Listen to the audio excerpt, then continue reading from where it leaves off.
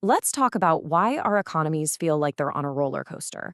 You know the feeling, a thrilling boom, and then bam, a stomach-lurching bust. In this explainer, we're going to dig into a pretty provocative theory about why we keep going through these painful ups and downs. I mean, we've all lived through it, right? The good times and then the hard times. But what if, and this is a big what if, the very institutions that are supposed to prevent all this chaos are actually the ones causing it? So, the theory we're exploring today argues that central banks don't just, fail to stop booms and busts, they actively create them. Yeah, it's a bold claim, for sure. So, let's see exactly how that argument works. Okay, to really get our heads around this, the source material uses this powerful metaphor, and it's brilliant. Think of the economy as a bus trip across a desert. So, here's how it all breaks down. The bus driver, that's our entrepreneur, trying to get her passengers, that's us, the consumers, safely across the desert. Her fuel is all the available capital in the economy. Simple enough. But here's the crucial part. The fuel gauge. In this story, the fuel gauge is the interest rate, and it's supposed to be the one signal telling the driver how much gas she actually has for the trip. And here's where the journey goes wrong. It all starts with that false signal. The central bank messes with the fuel gauge, pushing interest rates down, making it look like the tank is overflowing. The entrepreneur glances at it and thinks, we're full, let's hit the gas, and starts pouring money into these huge, long-term projects. But, and this is the kicker, the passengers, the consumers, they haven't actually put any more gas in the tank. They're still running the AC, consuming just as much as before. And then, suddenly, the engine sputters. The whole boom was built on a lie, and now the bus is stranded. The boom inevitably becomes the bust.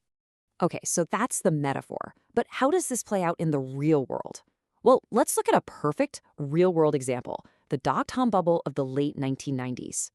You've probably heard that old saying, right? That the Fed's job is to take away the punch bowl just as the party gets going.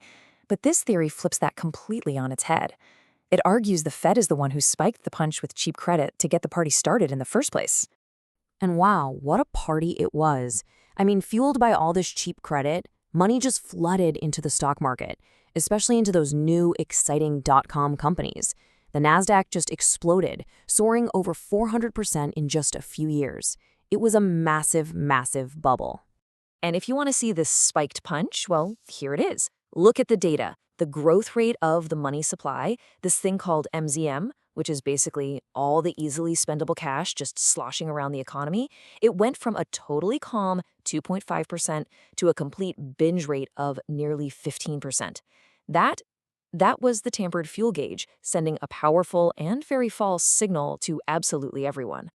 Of course, you know how these parties end. The hangover's always coming. The Fed eventually got spooked by inflation. All that new money had to go somewhere. So they did their job. They raised interest rates, took away the punch bowl, the cheap credit dried up, and the party came to a sudden, very painful end. And this brings us to the absolute heart of the problem, according to this theory. It's a concept called malinvestment.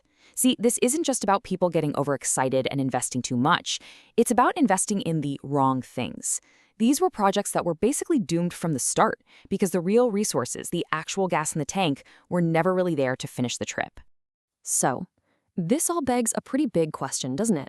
If this cycle is so predictable, why do smart, experienced business people fall for it? Again and again. Well, the theory gives us this fascinating way to think about it by splitting entrepreneurs into two groups. You've got your Class A types. They're established, cautious, probably profitable. They see the cheap credit and, their gut tells them something's off. But then you have the Class B entrepreneurs, the startups, the struggling businesses, the new guys on the block. They have way less to lose and everything to gain. They're the first ones in line to grab that cheap credit. And here's the trap. When all those Class B companies start using that cheap money to expand, poaching your best employees, and grabbing market share, what do you do if you're that cautious Class A entrepreneur? You can't just sit there and watch your business get eaten alive. You're forced to play the game. You have to take the cheap credit yourself just to compete. It turns into this high-stakes poker game that you just can't win. Think about it. If you and everyone else acts cautiously because you expect the Fed to raise rates, the economy cools down, and then the Fed doesn't have to raise rates.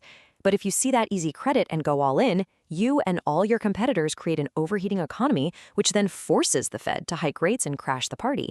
It's a real catch-22. Okay, so all of this whole crazy cycle, it all boils down to one fundamental idea. The root of the entire problem, according to this theory. You see, in a free market, the interest rate is so much more than just a number for banks. You can think of it as the market price for time itself. It's the one price that magically coordinates what we're all willing to save for the future with what businesses want to borrow to build that future. It aligns everything. So when a central bank steps in and just sets that rate artificially, this theory argues it's not stimulating the economy. It's engaging in price fixing. It's distorting the most important price in the entire economy, the price of time. And by doing that, it scrambles all the signals, sending our entrepreneur off on a trip that can only end one way, with the bus stranded in the desert. And that leaves us with one last, pretty heavy question to think about. If this theory holds any water, can an economy ever truly avoid these hard times if its most important signal, the price of time itself, is never actually allowed to tell the truth?